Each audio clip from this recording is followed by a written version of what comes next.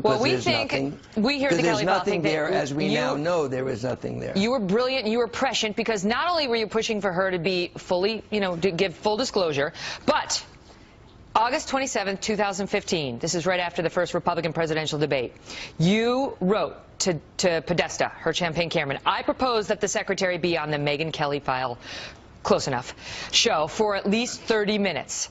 I know what I'm about to propose is very risky and will be instinctively viewed negatively, which you were probably right about that.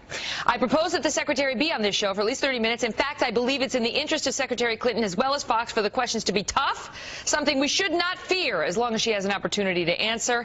It has the potential to be a ratings and media bonanza, and like a bunch of dopes, they rejected your advice.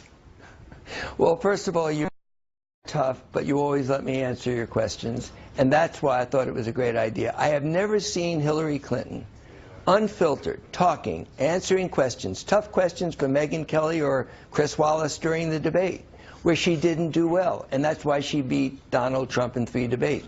Hillary Clinton unfiltered is funny, likable, articulate, focused on issues. She would have done great on your show, and you would have asked her tough questions about the emails, the server, and everything else, and she would have done great and hit home runs, in my opinion, every question you asked. You know what? I've always said, listen, she could handle me. But sure. The bottom line is, honestly, she was too chicken to come on. That's the truth. I asked her for months and months and months through everybody possible. Why else wouldn't she be here? You cannot call Hillary Clinton, who's been pounded and dealt on the mat and gets back up and fights again.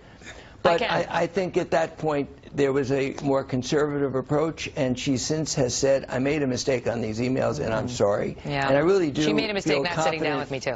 I mean, she may win on Tuesday, but it was still a mistake because she's trying to paint herself as some champion of women.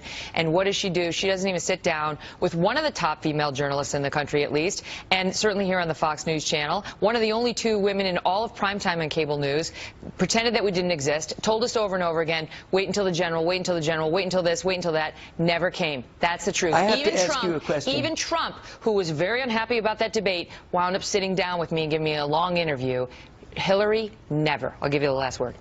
I have to ask you a question. Yeah. Would you be proud of that email where I recommended that she be on your show if I said, listen, Megyn is a soft touch, you ought to do it? No, I wouldn't. You wouldn't. And the reason I wanted her to do it is because you would have asked her tough questions, but then you would have given her a chance to answer. Let's leave it on the happy note about me.